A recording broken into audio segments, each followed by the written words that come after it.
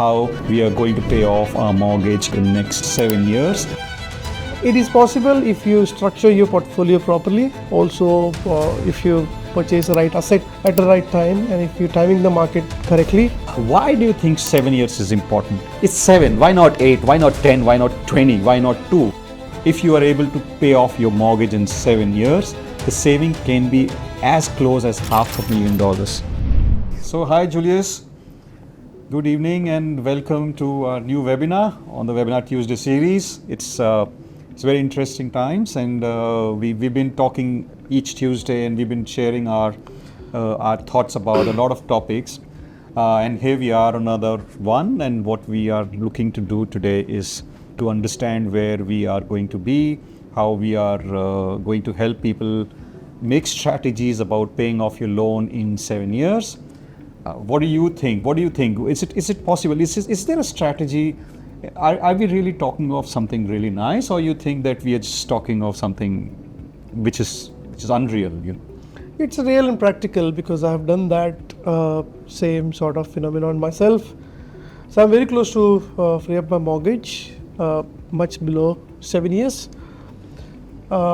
It is possible if you structure your portfolio properly. Also, if you purchase the right asset at the right time and if you're timing the market correctly with the help of the data research, and if you pick up the right properties, then definitely yes, it is possible.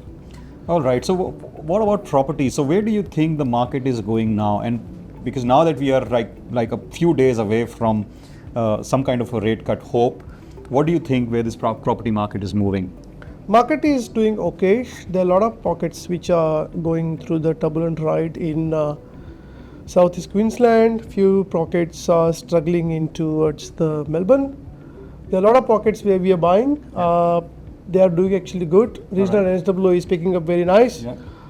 Yields are okay. A lot of people are not able to buy because of the affordability crisis or borrowing capacity. Yeah. But there is a lot of interest from the investor. Yeah. So whenever we are expecting a good rise into the property market, as soon as the interest rate will be corrected. Yeah, and I know you're so right. See, we do mortgage broking, and we do that all the time. So a very clear indicator for us is whenever we see that there is a jump in number of inquiries which are coming in, and people are calling up, okay, I want to take a pre-approval, I want to buy a property, I want to do something, I want to take this step, I want to understand my portfolio. There are questions which come up. When questions start coming up, and it's one, I'm just one of the people in the industry. There are thousands and thousands of mortgage brokers, and everybody's getting these inquiries, and everybody's getting busier. When I talk to my colleagues in the industry, everybody's getting an influx of inquiries coming in. People trying to get into something, people trying to understand what they can borrow, what they can structure, and that's what makes it interesting. Whether it leads to people just moving slow and steady, whether it moves to people having a rush, or whether it moves to people just inquiring, we really don't know what the future holds. It's been very interesting last few years, but the jump in inquiries point definitely to an interest which is going to come in, and there's a latent demand which exists today, and there's a latent demand which is there with people who are expecting that maybe we don't want to miss out now. People who may or may not have missed out on the last two boom cycles may be thinking that, okay, I don't want to miss out this one, or even better, if someone has really ridden the waves in those times and enjoyed the benefits, they definitely want to encash on another boom which is looking up in the horizon. What do you think? Yeah, so we could see the lot of interest when we analyze the data. Yeah, there is too much of shortage of the inventory. Also, immigration numbers are very strong. That's right. Only thing which has been holding for a lot of investors is either affordability, or the borrowing capacity. All right. As soon as we corrected with these two things, then probably yes, there will be a lot of demand towards the property versus we are very short of the inventory and the supply. Yeah, that's right. So as soon as this gap will be minimized, yes, definitely there will be a lot of pressure onto the property prices. We could say actually market cycle timing is good on multiple locations. Also, there are a lot of locations which are giving very good yields at this stage. Yeah. So especially towards the regional NSW, a few pockets of the Melbourne, regional Victorian markets, and then few pockets of Perth will do phenomenally good in next few months. Oh, that's very interesting. Those are some. That's good insight, and that's a good thing which we all look forward to understand where we can invest in property cycles. And eventually, I think in the last webinar we touched upon this. What asset classes are doing very well? What asset classes really are giving us better results? So we compared stocks, and we compared properties, we compared bonds, we compared I think some other investment as well. But these top three, which when we compared, we found that property and stocks are more or less equal in the way they've handled the rise in the last few years. We've had more than 10% rise as an annualized per annual thing per year for all these asset classes, which is phenomenally good, and which is what brings us back to our topic this year, which we are discussing about. Really, how do we get, once we've got the mortgage, we've got the property, we've got our owner occupied property, and we're sitting on a bit of a debt, we're sitting on high interest rate regime. Is there a way? Is it really possible? Is that something which we can do, in which we find that, okay, I'm able to pay off the mortgage, I'm able to pay off my loan quickly in 7 years? That's what we are all gathered here for, and I hope we all will learn something out of this. I hope you will all get some bits of things which you can implement yourself. And even if you find one thing interesting in this webinar, I think our job's done. We all here to give everybody what we think. Yeah, that's true. And then it is a practical thing, because it is doable. If I look back when I've started in this country, and then now, probably my property worth of 3.5 million was almost mortgage free by this strategy, by the smart investment as well as the smart mortgage broker like you. So yes, it is doable, and then let's just disclose how to do that. All right. Yeah. No. It's 7 o'clock, and we're just waiting for a few people to join in. It's 7:01, in fact, and I think we've got quite a few people who are already there, and we just will wait for about another minute. In the meanwhile, on your screen, guys, there's a disclaimer. We're talking very general in nature. We are talking as a guide. We are talking as a discussion point. I hope you will still meet a professional before you make an investment decision, and you talk to the to professionals and get something which is as per your circumstances, which is important, which is very critical, and then that's how you should really take in terms of decisions for yourself. But that's what we are here for. We are here to discuss how we are going to pay off our mortgage in the next 7 years of your taking up the mortgage at the first time. And it's a nice thing to talk about. It's a very nice thing to talk about, because when we are looking at a mortgage, we can treat it as a burden, or we can treat it as an opportunity which presents to us in the way we can generate assets classes for ourselves. It should be able to help us get into a market, create a wealth which we may not be able to save if we just go on the normal saving pattern. If we go on a normal saving pattern, which normally you will get a couple of percentages of saving rate, which just about matches inflation, or may or may not even match the inflation.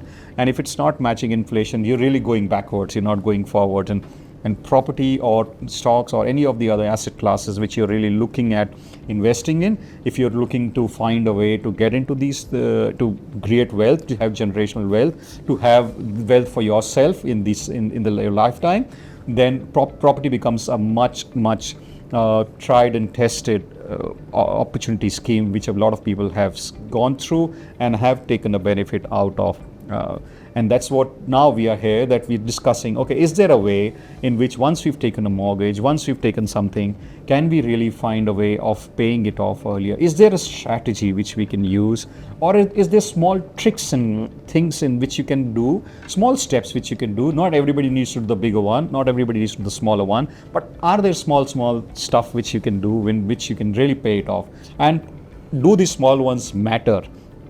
And we'll see that, do these small ones really matter, or it's just one of them? And I have some data which we are presenting today, and we're talking about it today, of whether it does matter or not.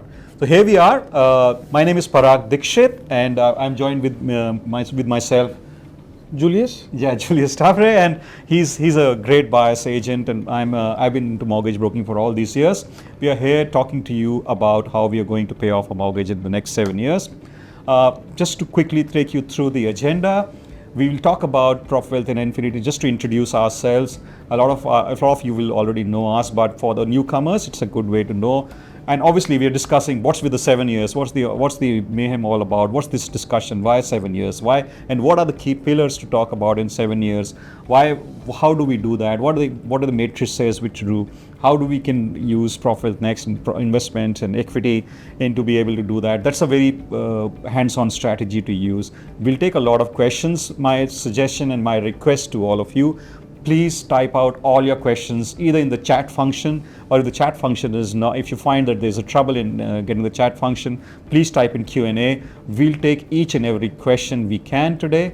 We'll try and stick to our time. We'll keep to our agenda and we'll conclude in time. But if there are a lot of questions, which happens at times, and we've seen that last 2 webinars we were swamped with questions. We wrote back to a few people as well after the webinar or the questions which they had asked.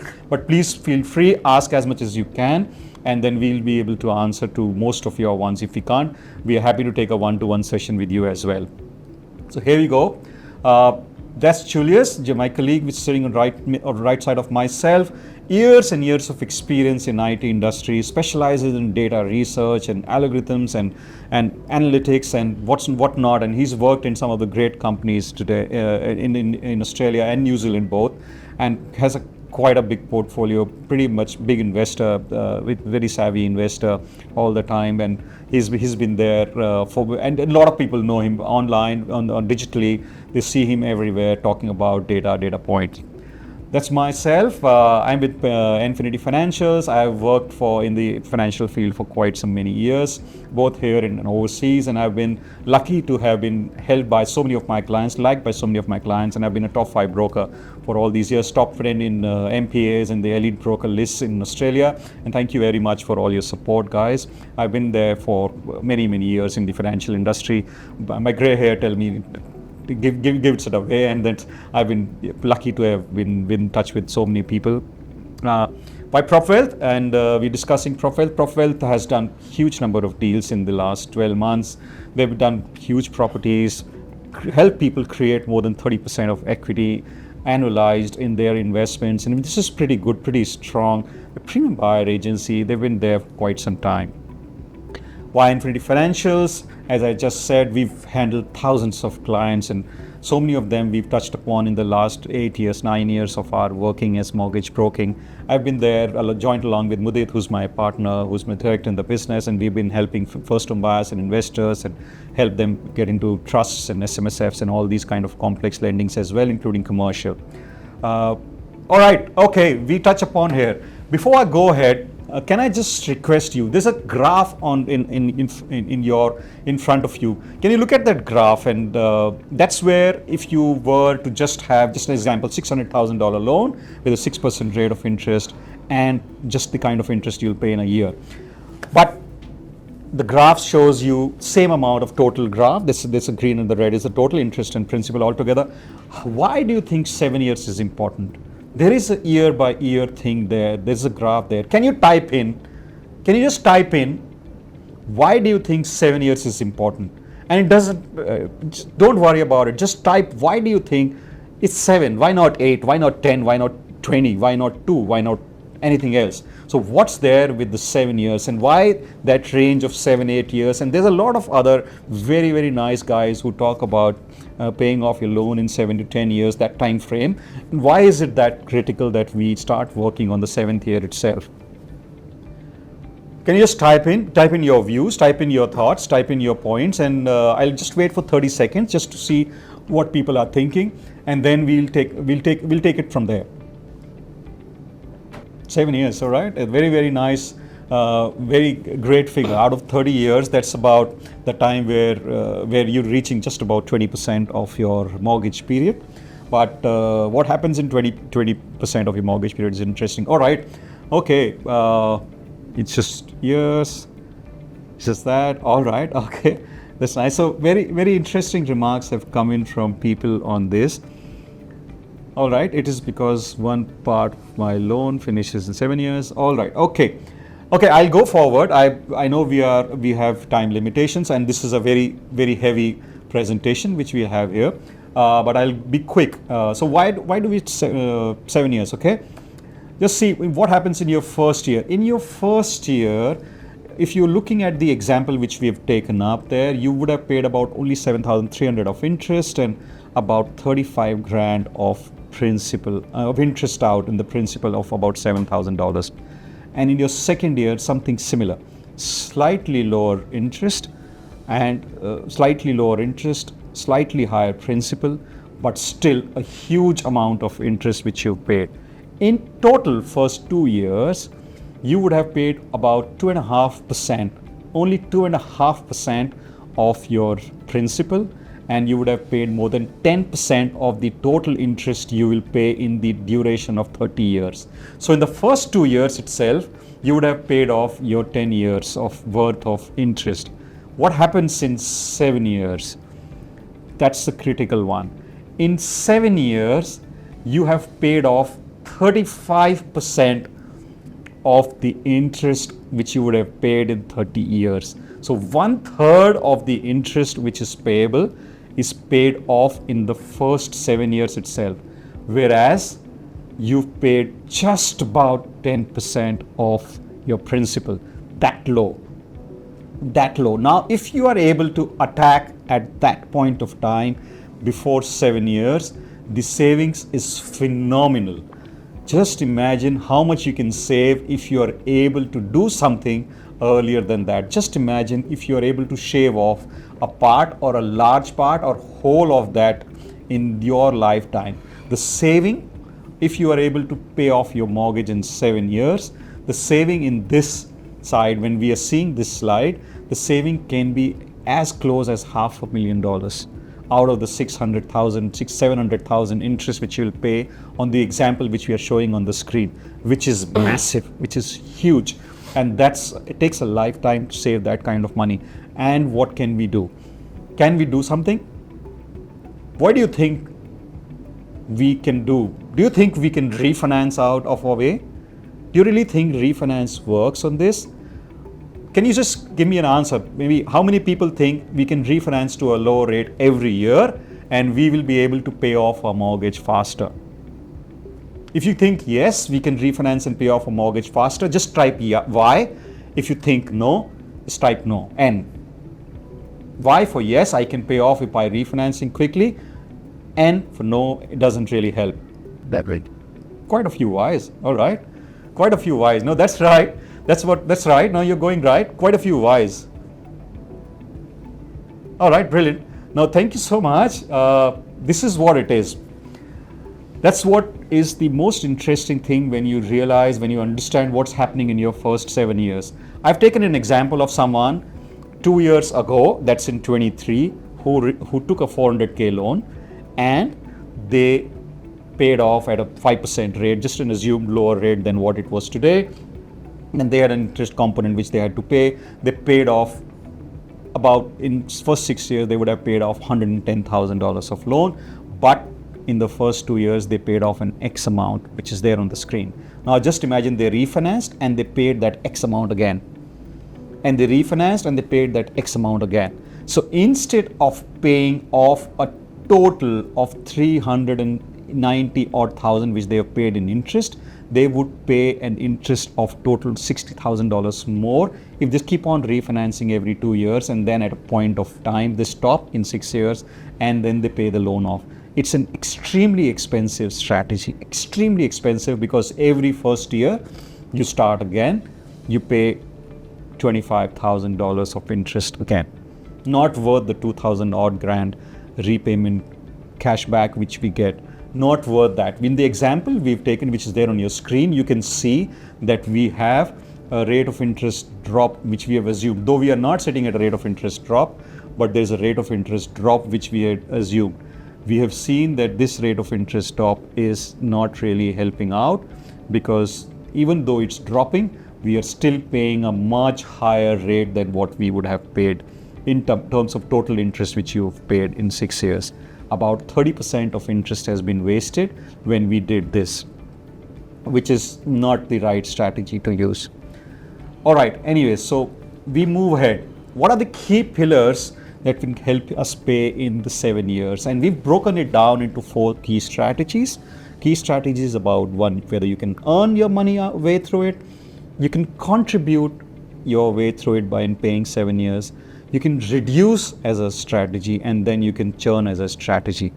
The 4 strategies of earn, contribute, and reduce, the 3 strategies are the simple one, and we'll take them first, and then we'll take the most active, the attacking strategy of churn, which is what's more important, and which helps you go after the 7 years, which is a more important problem which every one of us faces. Earn, very simple. We can increase our earning, get a side hustle, get a job, change our jobs. This is not an employment strategy, but change our jobs, get a bonus, pay off using our bonus, use some reward points. A lot of people, I understand, use reward points to revolve and keep money in the offset so that offset helps them reduce the interest rate. Very simple, straightforward. A lot of us have done that. We all do that. We all try and do some bit. A lot of people try and have a nice side hustle as a hobby hustle or some kind of a business which helps them out. Contribute, easier one. Make a fortnightly repayment plan. By force, you get into 26 repayments, so there's a 1 repayment extra which you pay because of the way it's structured off. One-off extra payment. We'll talk about this. This is an important one. This one is critical. Extra payments to the principal. Now that's one. These 3 are very nice strategies. Contribute is a very nice way of doing it, and I'll tell you why. Just let's take these 3 again. Fortnight payments. Fortnight payments, just doing 26 payments means you've done a forced saving and you've paid 1 extra repayment per year. 1 extra repayment per year goes a long way in reducing the repayment which you do, because it reduces your term of the loan by more than a year. Just by doing that, nothing else, just fortnight. Weekly, even better. But just by doing that, you start getting into an accelerated payment. The one-off extra payment. Now, very critical, very nice. What does one-off extra payment does? Can you see on your screen what has happened? This guy, after the year 2, he paid a $20,000 lump sum into the loan. That's it, just $20,000 lump sum into the loan. And what did that do? That saved you $80,000 in interest over the term of the loan. With the same example, $600,000 loan, 6%, which we started off, it has saved you $80,000 of the loan just by paying $20,000 in the year 2. That shaves off 2 years and 3 months of your term. Massive, right? That's a big strategy. Just by making that one payment, we've got so much benefit out from what we've done. 20 grand once at the end of 2 years, just as an example. Obviously, you can do more, and the more you do, the better it becomes for you. But 20 grand once, $80,000 saving, 2 years, 3 months gone from your loan term. Now, what else? Can I make $100 per month, per fortnight, per week extra repayment? Again, on your screen, just see that chart. Here, what I've assumed that I'm making $100 per fortnight extra into the repayment in our same example. That's about a couple of coffees a day, all right? That's the extra repayment which I do. What does that do?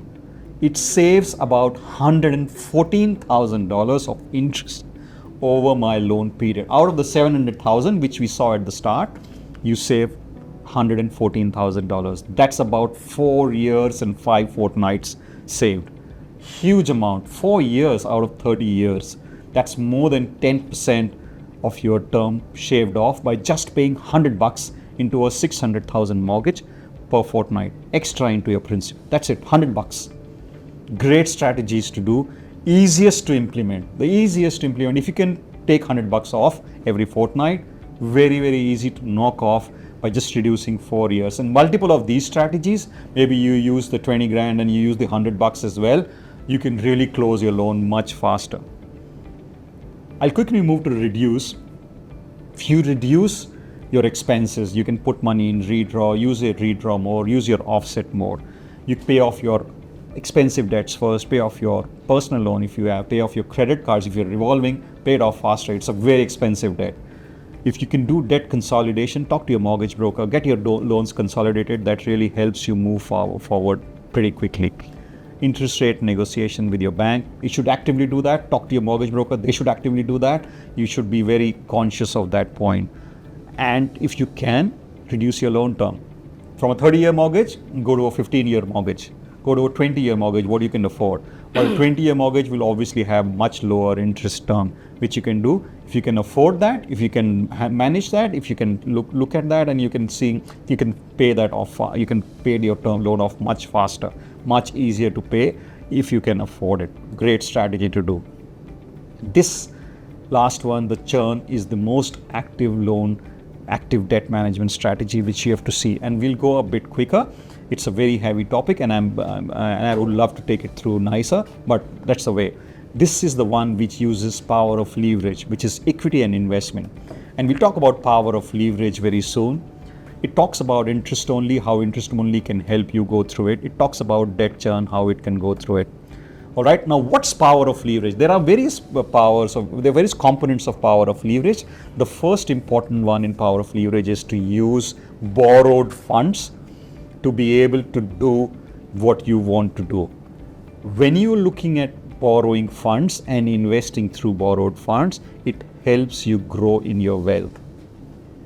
Then there is another power of leverage of time which you can do, which really means you can utilize external expertise, which benefits you in finding out strategies which you would have learned through your own experience and would have taken time into implementing them and would have taken time into getting through with them and reaching a conclusion. But an expert can save that time for you and help you move forward in that chain. That's one of the biggest one. Leveraging yourself is also a very important one, in which you can utilize your time to do better stuff, which helps you get into sustainable growth as well.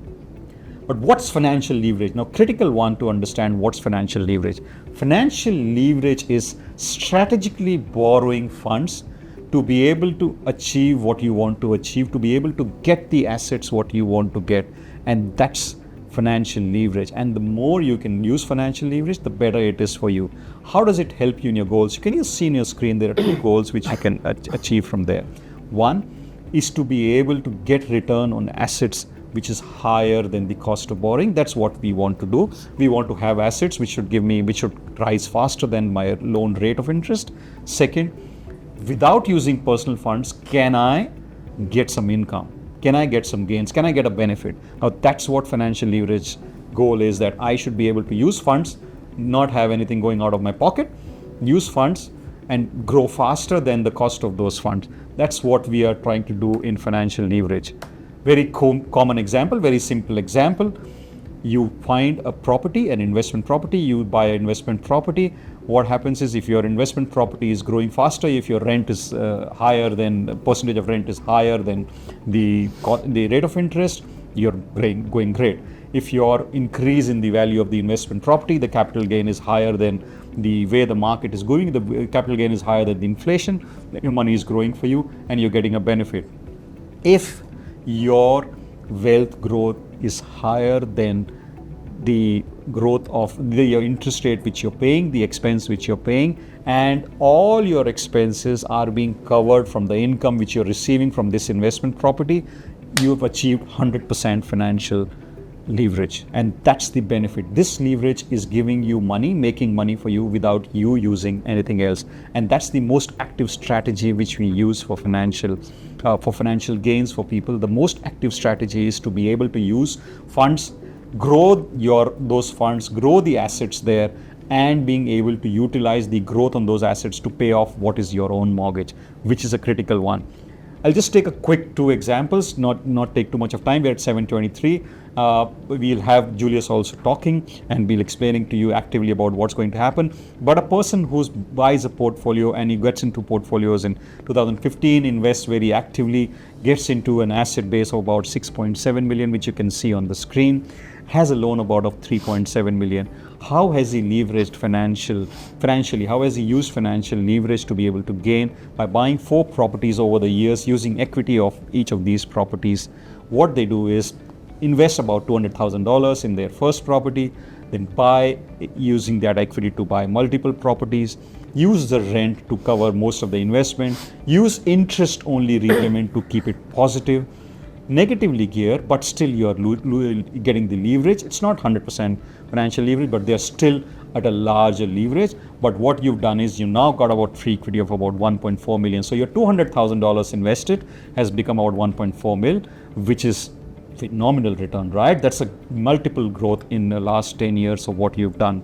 And that's what does financial leverage does to you, and that's what helps you to attack the loan quicker. Another example of someone who started small properties in South Australia, accumulated one by one, built a granny, built all that stuff to be able to do that, has about $600,000 of free equity, has still got a loan of about $800,000 on owner-occupied property, but that's pretty close because he can always sell the investment properties off or do something about it.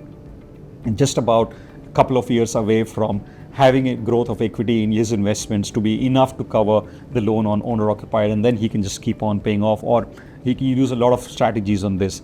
The important strategies which you can use is, first one, sell the investment and pay off your owner occupied loan. Very easy one, right? You've got an equity of $1.4 million, you've got a loan of only $600,000, sell all of them or a part of investment properties, pay off your owner occupied, or retain the investments, let it grow, and sell at a date when you want, but you already know notionally my equity is so much more that the day I sell off each or some of my investment properties, I'm fine. You maximize your tax benefits using interest only, which helps you to pay off your owner-occupied faster because you're using the surplus to pay off your owner-occupied loan, obviously. And then you can use the debt churn, in which you transfer whatever debt is sitting on your owner-occupied property into your investment property, make the owner-occupied debt-free, have all the debt on the investment, which also helps you to know that notionally your owner-occupied property is free. And investments, you can always get off them by liquidating them or doing something. Anyways, I'll just take you through the last one slide, which is the key pillars of building an investment portfolio. The key pillars of building an investment portfolio, we've spoken about it in the last webinar, but I'm just touching base upon it. Properties, structuring of how you take the loan, structuring of your property, and obviously a biggest one is the strategy which you build around it. And this strategy is going to be the most important strategy about how you can leverage yourself, how you can use the financial leverage to be able to get more and more money, which is able to pay off your owner-occupied debt, and you're able to pay it off in as low as 7 years. And that active strategy is most important. But in this, what becomes critical is which property do you select?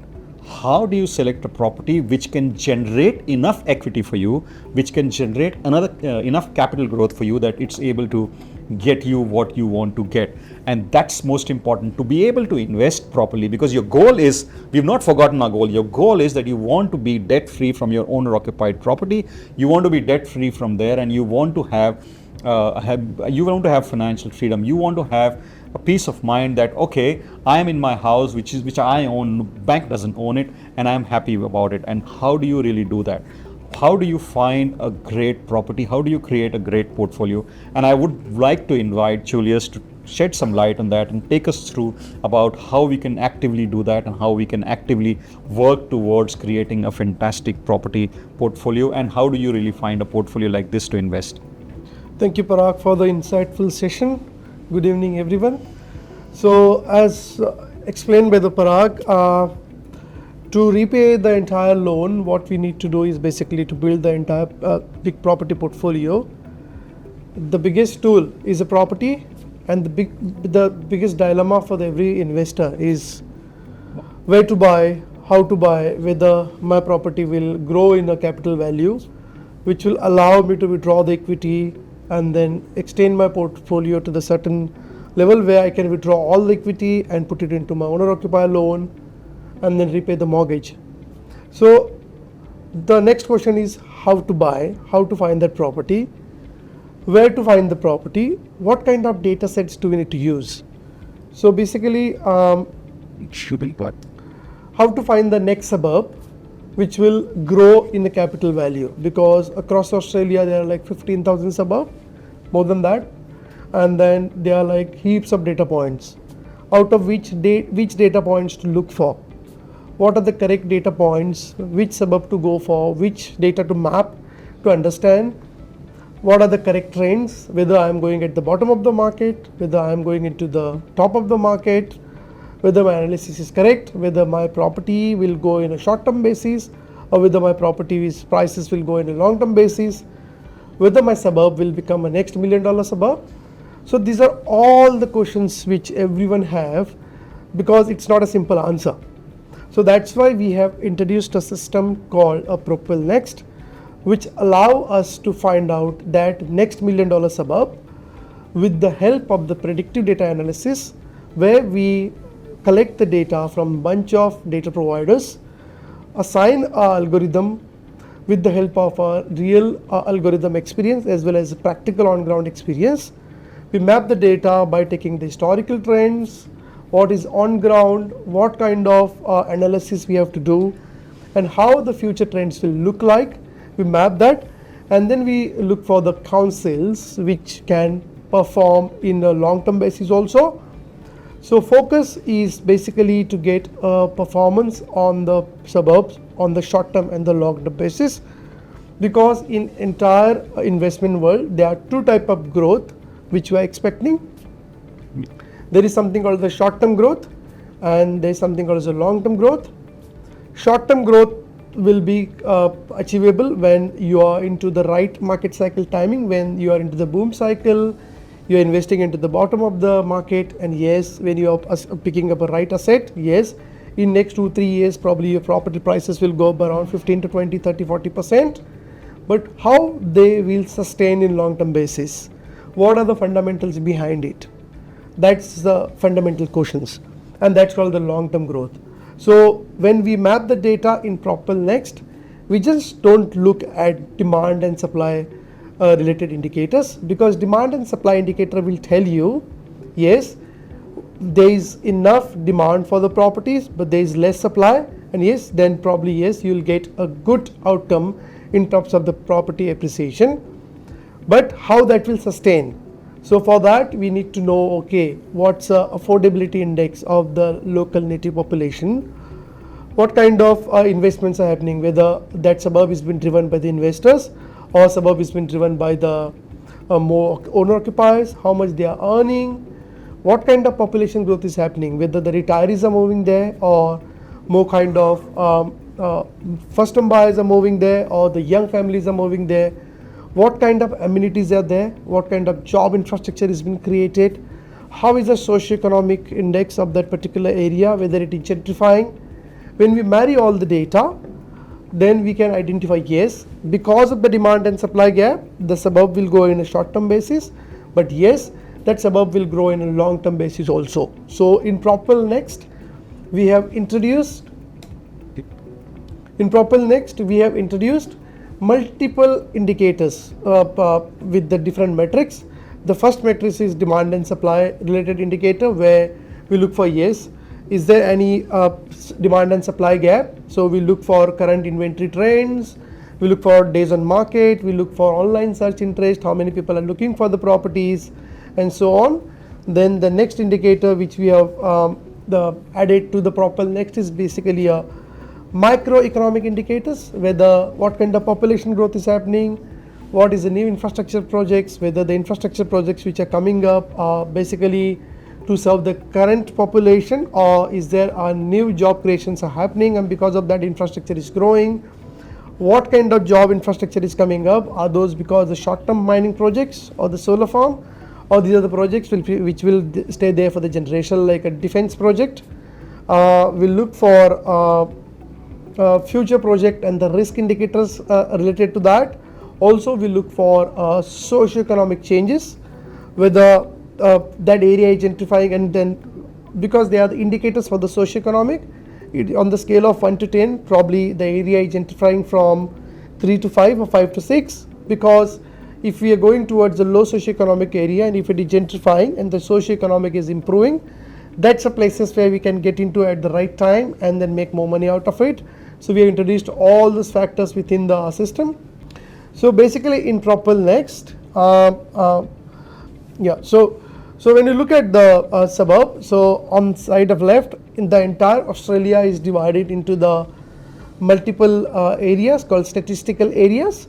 So statistical area 4 means basically a bigger subset of the state, where statistical area 3 means the council. When we look at the suburb research, we do a research on the statistical area 3 because it's a more granular data with the bigger boundaries, and when the data is clean and then fully analyzed on the statistical area 3, then we look for the suburb within the councils called statistical area 2. And statistical area 1 means basically it's a subset of the suburb. So on the left side, these are all the councils, and the right side when you look for all these indicators called demand and supply related indicators, where we look for what are the historical price trends. When we look at the indicator as a 1, the scoring is based on the 1 to 5. 5 is the worst versus 1 is the best. So if the historical trends are pretty good, that means yes, historically the suburbs has very good growth, and then which shows us yes, it's just not a flipping market. Then we look for current indicators of okay, how much is the current inventory into that suburb, and then we look for the future inventory. So that is called as the forecasting. Whether the current inventory is good, there is not enough supply, but probably you will get a lot of inventory in future, and then stock of market will be higher. So we look for the forecasting of the inventory as well as the stock and market. If that is correct, like if the current inventory, for an example, on scale of 5 is 3, and then future inventory is on scale of 5 to 2, that means yes, the area is improving. Then we look for the days on market. We look for the forecasting of the days on market. Also we look for affordability. So affordability is fundamental, where we look for okay, it defines with multiple factors how much people are earning, and then how many years do you need to repay the entire home loan with the current interest rate, as well as what is the socioeconomic index of that particular area. So we have defined into the two affordability, buying affordability and the rental affordability. If buying affordability is higher with good demand and supply gap, that means these are the areas which can grow in a short term and the long term basis. Renting affordability is somewhere where yes, if your highest rental growth with short supply and good buying affordability, that means your property will be outperformed. Yeah. So in the next section, what we have added is basically a population growth. So we added a census data, which exactly shows okay, that area is growing with the population or with the decreasing population. In that we have identified okay, what kind of population is growing, what's the age group, whether the population in that particular council is coming up with the state average, if it is below state average, if it is above state average, what kind of age group. So we track the data to understand yes, what kind of population, and then it will define as okay, whether that suburb will grow in a long term basis or not. The third index which we have added in that particular segment is basically a average CFA index. So as I've said before, when we look for the CFA index, if the area is gentrifying and if we are getting into a mid to low socioeconomic area, where the trending is basically they are gentrifying, all the commercial houses are moving towards next suburbs or the next council, and then the socioeconomic changes index is improving.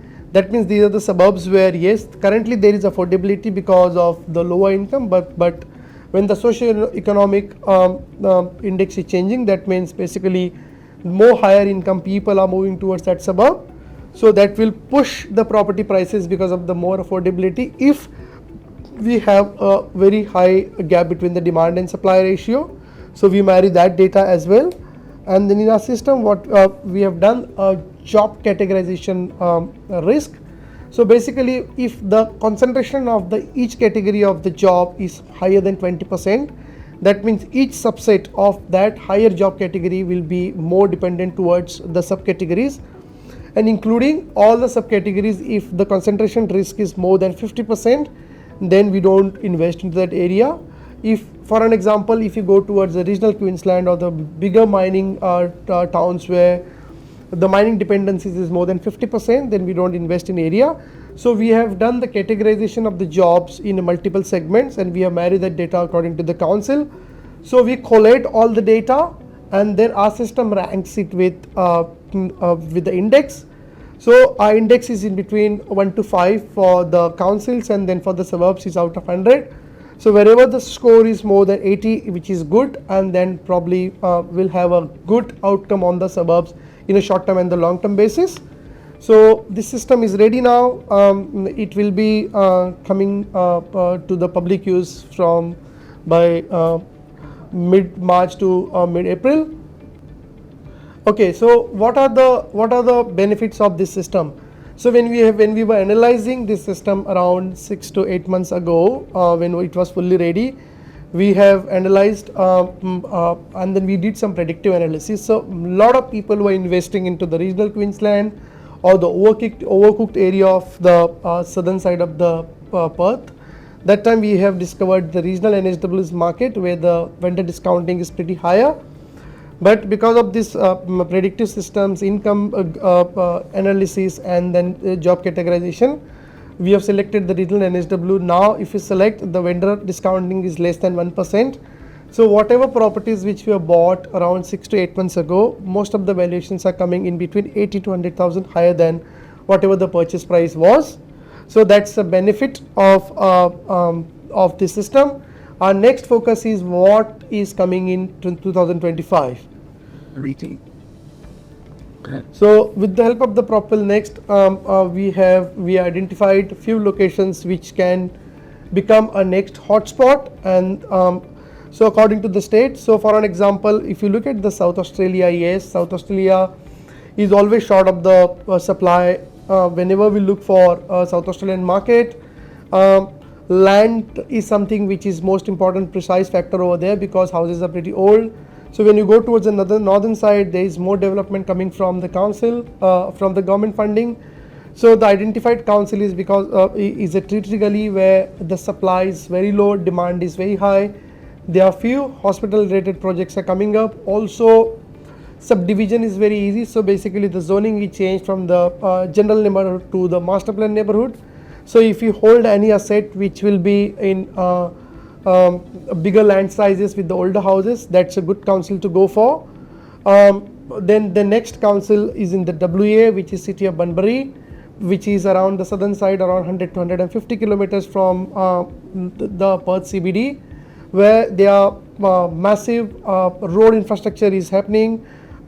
They are building a biggest lithium factory in Bunbury region. Also they are building the biggest ring road. So that is a good council to look for.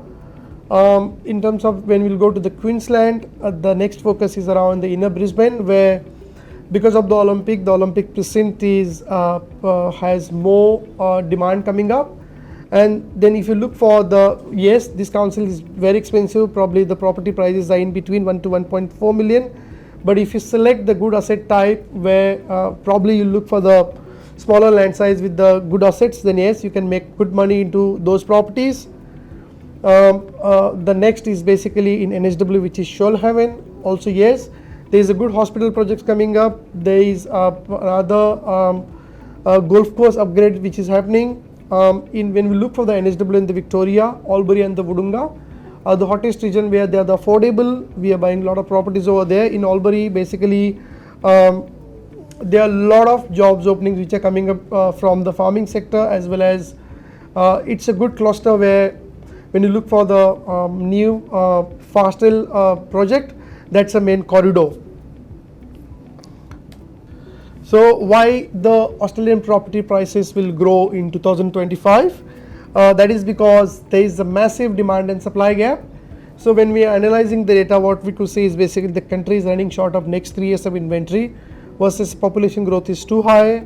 We are expecting a rate cut. So whenever the lot of people are coming out of with their own borrowing barrier, and then affordability will be higher. So basically yes, we are increasing good demand towards the property. Currently we are still into the COVID impact, and then construction pipeline is too weak. So there is not more properties are building at this stage. Interest rates are poised to reduce. Huge infrastructure spending is happening across the country. So like for an example, if you go towards the Perth, there is biggest defense project. Melbourne is poised for the Olympic growth. There are good projects happening into the Adelaide. Then there is another stimulus by the first home buying scheme from the multiple states. So these are the next window of the opportunities actually. Obviously, thank you, Julius, for a fantastic talk about what's happening in the property industry and which are some crazy great suburbs where we can go, we can invest, and we can really stick to what we are doing. We're really wanting to find a way to generate equity, to be able to generate wealth, so that we are able to live financially free, so that we are able to find a way that we can reach at a stage, we have an opportunity to reach at a stage where we can get some financial freedom. We are able to pay our owner occupied off, and I can sleep well at night, and I can say that, okay, the house which I sleep in belongs to me. I've got the title in my hand, I've got it kept in my almirah. I don't want it to be in any bank's place anywhere. And that's the whole objective of what we are wanting to do out of the investment piece, and equity, financial leverage, and being able to generate money, free equity out of these property investments. That's the objective which every one of us looks at, and that's what we are wanting to do. Anyway, so what PropWealth and what Infinity Financials have been doing. So as a partners, if you are working along with us, we've got a whole system. We've got an ecosystem in which we work. We have fantastic people who are sorry about that. We have people who are accountants, who are really great accountants, who all work along with us. We have solicitors and conveyancers who are working along with us, who are just able to help you out and explain to you what should be a better way of doing it. Whether you're looking at structuring your property ownership, whether you're looking at structuring your wealth ownership, whether you're looking at setting up a great loan structure, whether you're looking at any of these advices, there are people who work along with us, and we are thankful for them. What we do is we get you a lot of ongoing support, we get you a lot of ongoing advice. We help around how you can build through your wealth objectives, how you can build through what you want to achieve, and it's a pretty much tailored solution. It's not a cookie cutter which we offer, which we are looking at what is your circumstances, we're looking at what you want to do, we're looking at your needs and objectives, and if they meet, and if there's something which you can really benefit you, that's the section which we want to go into. And that's the reason why, if you see on your screen, what clients have really spoken about us is very nice. We've been thankful to all the clients. We are lucky that we've got clients who speak well about us. We are honored with getting such nice people who've given us an opportunity to serve them, and we've been awarded with a lot of accolades about in our business, in Infinity and PropWealth both. This resulted in a great result. What has come out for the clients, we've got more than market growth for all the clients when they've worked with the PropWealth and Infinity. We've helped them get a fantastic equity built up, much more than what they can. We've helped them buy at a much lower price point, so you get an instant benefit out of what you're going to get, and in the long run benefit from the whole financial leverage bit, from the whole equity bit, so that you are able to take advantage of the market when ride the waves when the market comes in, and are able to say it in some years, in 7 years, that all right, I am now close to paying off my mortgage, or I have paid my mortgage off. And that's what is the whole objective which we follow. I know time is short, and I know I must have run through some of the slides much faster than what you would have expected me to. I would love to talk to you. We would love to sit with you and explain to you. No obligation. Don't worry. You can call us, you can WhatsApp us, you can talk to us, you can write an email to us. Our numbers are everywhere. They're on your screen as well. There's a barcode if you want to scan that, and it can help you out. But reach out to us, talk to us, and ask your questions. Don't worry. There's nothing for you to be obligated about. Just we are here to give you free knowledge. We are here to explain to you what we think about. We are here to explain to you how it works, and we'll be very happy if we can make a small iota of a difference in your life. And that's what the whole objective of all our webinar series on every Tuesday at 7 p.m. is all about. And what we would love to do is to be able to help as many we can, and to be able to make a difference to people's life in with respect to financial freedom and respect to financial literacy. But here we are. There's a barcode on your screen. You can scan that. But question answer time. We would love to take as many questions as you can, and there are quite a bit which have already come in. So pardon me if I don't take yours first. I'm just going by the sequence which I see, and we'll try and cover every one of them. We've got about 12 minutes left, and we are still on time, and we'll try and keep up to the pace. Okay. First question, one does not need to refi for 30 years, right? If they go for shorter, will they still overpay? Good question. So see, a lot of times we feel that, okay, if I am able to reduce my term, so let's say at the end of 2 years of my 30 years term and I start at a 28 years, will that not happen? It will happen at a lower extent, because what's happening is, just remember that bar graph which I showed, that curve which I showed, still starts from that steep interest rate payment wherever you start off. As soon as you start afresh, it's not that if you were at a lower point where interest component was lower, and if you're starting at that term, you start there, you're still starting at a huge interest component. That's how amortization schedules work. There will be a point where you can take, okay, if you move from a 30 years to a 20-year loan term, you definitely save money. But if you are already at 28 and you start at 28, but then you would have started again at a point where the principal would be lower, so it's not as beneficial. So you need to do your calculation. You need to see whether a 28 at the end of 28 term when you're refinancing is better for you, or a 25 or a 21 or a 22, and that's what you should really engage with your mortgage broker when you are working out a refinance options with them. Another question, so I hope I have answered you. SMSF, how does it fit into this strategy? All right, okay, SMSF is a very different strategy. I have not touched upon SMSF. We are talking about SMSF coincidentally in the next Tuesdays, the next webinar on Tuesday coming up, the next one. But anyway, so SMSF doesn't really suit in this. SMSF is your retirement income. It's a more of a retirement strategy where you invest because you're wanting to grow your corpus, which is available for you at your retirement stage. With your control, with the way you can manage it, and grow it faster than what an industry super would give to you as a return. That's the strategy what people use to wanting to invest into SMSF to have a great capital gains. But will you be able to sell an SMSF property and pay off your own home? Not really. That really helps you maybe at your retirement if you have got a debt left and you've got a lot of super and you want to take it out and pay it off there. Definitely it can help, but SMSF directly doesn't really impact so much. It's for your retirement corpus build up, and it's for your income what you will get at that point of time to be able to reach that faster. Owner occupied, it's all about having some paying off the debt, paying off your owner-occupied mortgage in 7 years is more about actively working through on your individual note rather than SMSF note. But yes, it's a part of that strategy, but may not be the right one for the whole thing. Okay, question for you, Julius. Yeah. Queensland or Western Australia, which one do you like? Yeah, it depends on the strategy and then how much is the budget. Yes, in Queensland, probably if you want to invest at this stage, the more focus should be towards Brisbane's inner CBD, but the budget has to be a little higher, because if you go towards Ipswich or the Logan, prices are absolutely low priced. What we could see in data is basically Gold Coast, the rental proportions are more than 60%. It's not healthy at all. In Western Australia, if you go towards the southern section, yes, it's overpriced.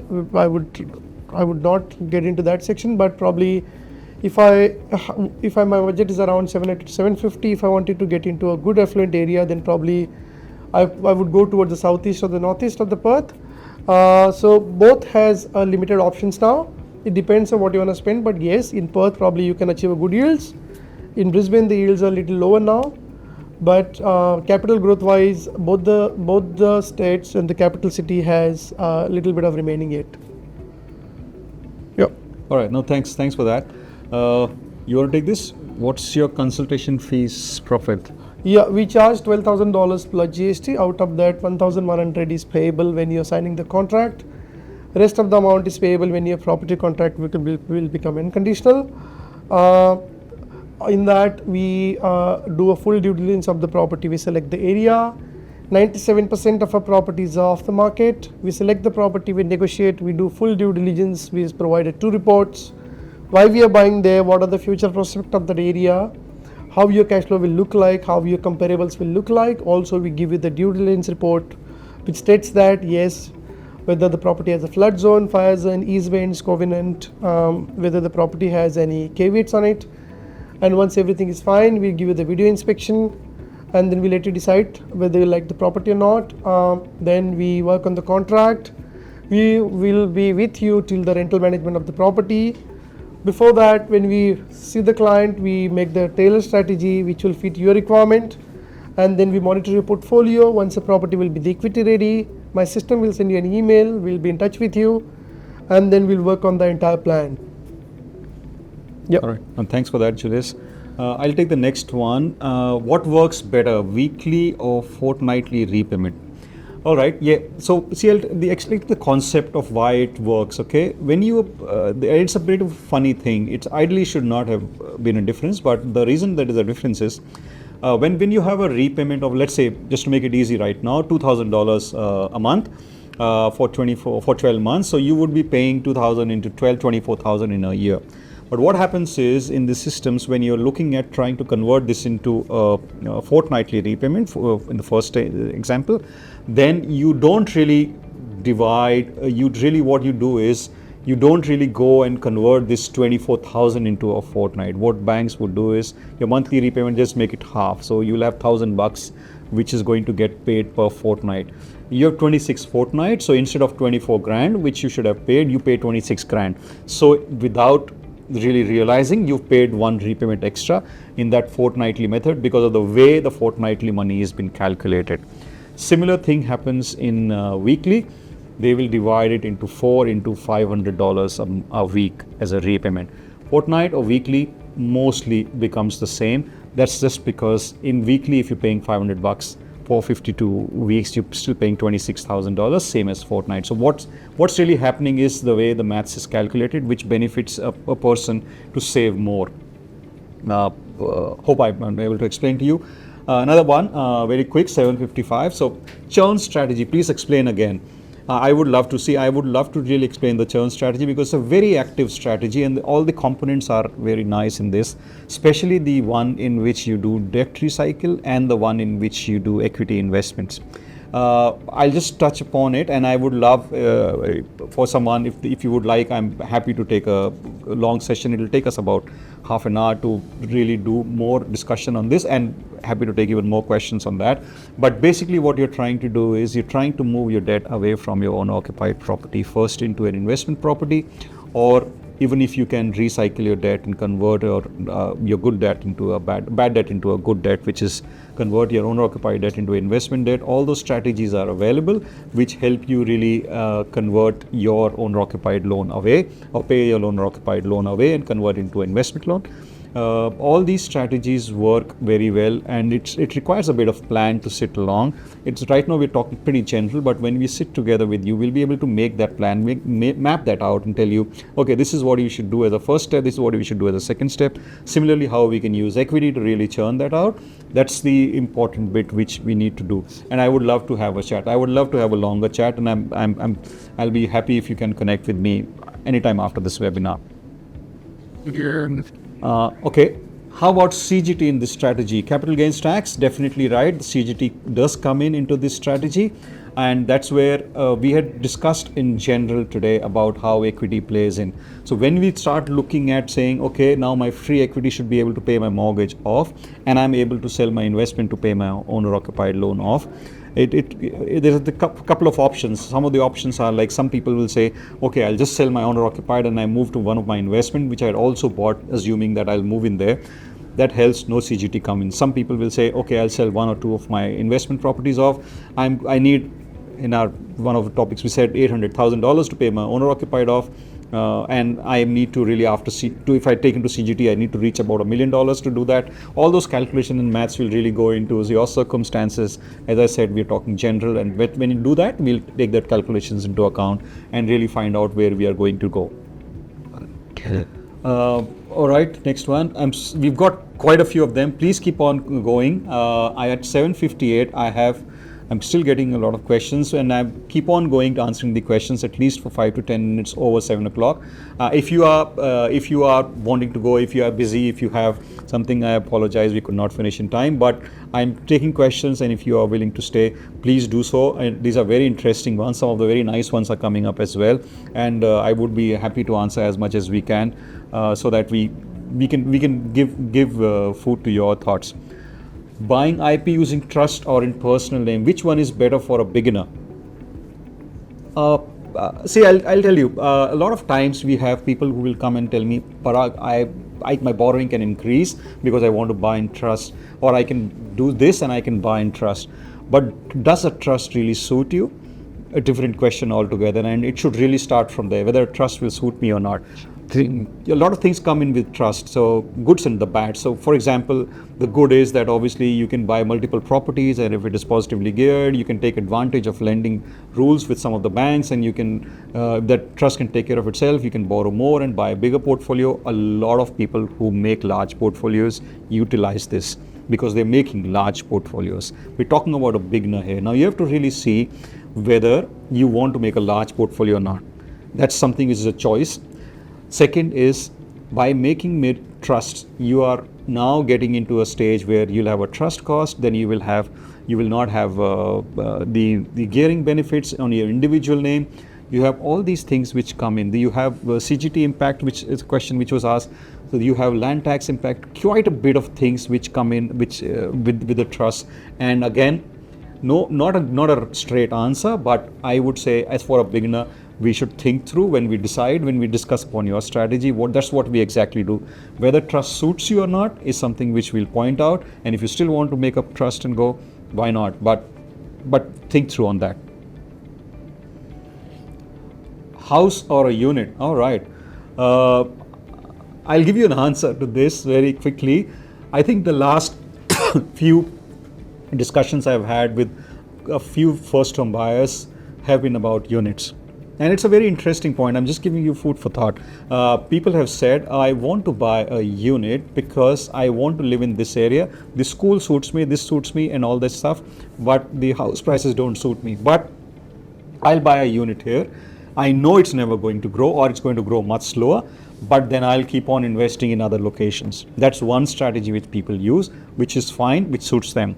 Other strategy which people use is, I'm just going to rent wherever I want to stay, and then buy investment properties everywhere. Or some people say, I'm just going to be in a house. I love to be in a house. Units are not for me. All good. It's completely up to you. It's your family, your decisions. For owner-occupied property, what do you want to do? Maybe different from what you want to do for an investment property. And that's something which you have to think through. Financially, a lot of units are there which can give you 8 to 10% returns. Financially, units which are near fantastic areas, let's say near a beach, near a great school, near a great university, fantastic returns. Some other places may not be. Similar for houses. Some good areas, great returns. Bad areas, bad returns. And that's where Profile Next comes in. To be able to know where to invest. Asset class comes the second point. First is where, then the asset class. And both can be great, but that's something which is objective driven. Julius, that's for you. Darwin or Melbourne? Yeah, precisely Melbourne at this stage, because in Darwin we were analyzing the data, and then what we couldn't see is basically the long-term future. So market would go through the turbulent ride. Also, currently there are good yields, and then demand and supply indicator is okay, but the affordability wise, fundamentally it will not work. Melbourne, yes, we have to avoid the oversupplied area. There are few councils in the Melbourne are actually doing good. At this stage, Melbourne will take little time to grow up, but precisely yes, if you want to compare, then it's Melbourne. Okay. Yep. There's a question which says, is this repayment for P&I or IO? We displayed in this example a P&I strategy. Eventually, every loan converts to P&I unless you're selling the property off as an interest after keeping interest only for a few years. If you're looking at interest only for a few years, then this strategy becomes even more expensive if you eventually retain the house for a longer period of time, because the more number of years you pay the interest and then you take another 30 years to pay the interest and principal off, you're really increasing the cost of holding the property. So again, objectives. What's your objective? Long hold, short hold. You're looking to flip, you're looking to keep for 5 years, looking to keep for 15 years. All that is going to drive what your repayment should be. Obviously, cash flow is also important, but what's important is how and what you want to really actually achieve out of that. Okay, next one. What if investment strategy does not work? Then this leverage can go in the opposite direction. Absolutely correct. That's exactly what we were trying to explain. A great investment strategy is important. A strategy which defines what you're going to do, how you're going to invest, where you're going to invest. You just don't invest because my friend has invested. So many times, and we've seen that, so many times people buy because my friend bought there. So many times people buy because my colleague bought there. So many times people buy because I read it in the article. So all that happens, but does that really work? May not be. So what we have to really see is the investment strategy should work. There would be a COVID, there would be things which are unpredictable, nobody knows. But predictably, you should be able to really work through at that point of time when you're planning and doing something. You should be able to see that this is going to work, and it should work. That's what a great strategy is all about. If it doesn't work, then you have to see, which we also discussed in the last webinar, what's the exit strategy? Do we really have an exit strategy or not? Do we have a strategy that I'm going to hold for life even if it's a bad investment? All that is the risks of investment which you have to consider when you're building a portfolio and discussing about investment in equity. Then We are at 8:05. I'll take two more questions. Is offset similar to making extra repayments? All right. Yes and no. Yes, in the sense that an offset allows you to have an interest reduction in the component of your repayment. But an offset is a dynamic offset, so it changes all the time, which means that you may have 100,000 in offset today. Tomorrow you may find that you've got personal needs and you've taken 50 grand out. So you've gone backwards. So you go backward and front a lot of times. Unless you're able to really keep on growing your offset, you're going good. But the better way of doing it is to be able to make payments into the loan, which you can, and you then don't touch it. But offset and redraw, mostly similar. Offset and making extra repayments, mostly similar. Offset is more advisable at times because it's dynamic in nature and you don't put all your money into your loan and you're not paying everything off together. So you'll still have money which is free, which we want to utilize, and that's what an offset brings on the table, that if you have even 5 grand, 10 grand more, which you cannot put into the loan, it still helps you save interest and it provides that benefit off to you. So an offset is thus a more better version of what you can do in terms of saving interest costs. Do you have age category in your strategy, Julius? Yes, precisely yes, because more early you start,